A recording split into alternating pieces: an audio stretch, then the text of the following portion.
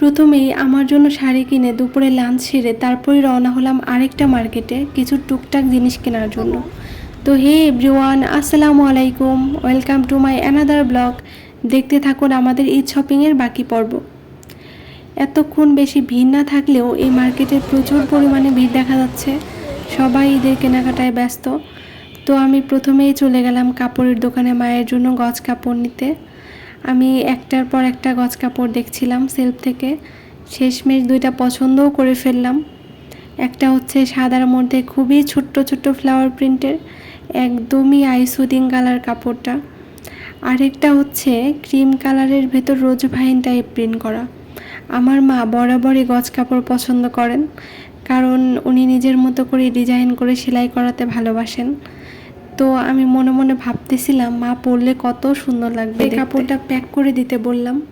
এরপরে কাপড়টা নিয়ে আমরা সরাসরি চলে গেলাম একটা কাপড়ের দোকানে, আরেকটা কাপড়ের দোকানে, মানে পাঞ্জাবির কাপড় কেনার জন্য আমার বাবার জন্য। অনেক গরম পড়ছে বাইরে, এই গরমের মধ্যে সারাদিন শপিং করে মানে দুজনের অবস্থাই একেবারে নাজেহাল। তো এই যে আমার রুমমেট, তাকে দেখেই বুঝতে পারছেন আপনারা কী পরিমাণে ক্লান্ত তিনি।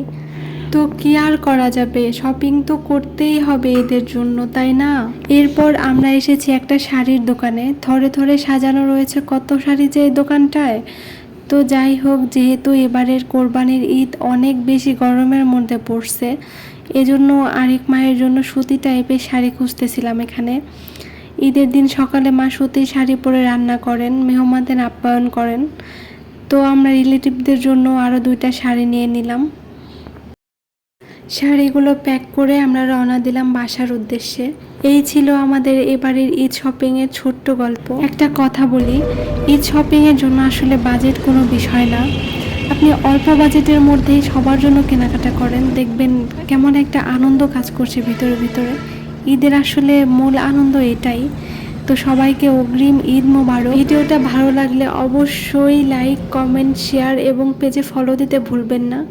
দেখা হচ্ছে অন্য কোনো ভিডিওতে। সেই পর্যন্ত সবাই অনেক অনেক ভালো থাকবেন। আল্লাহ হাফেজ।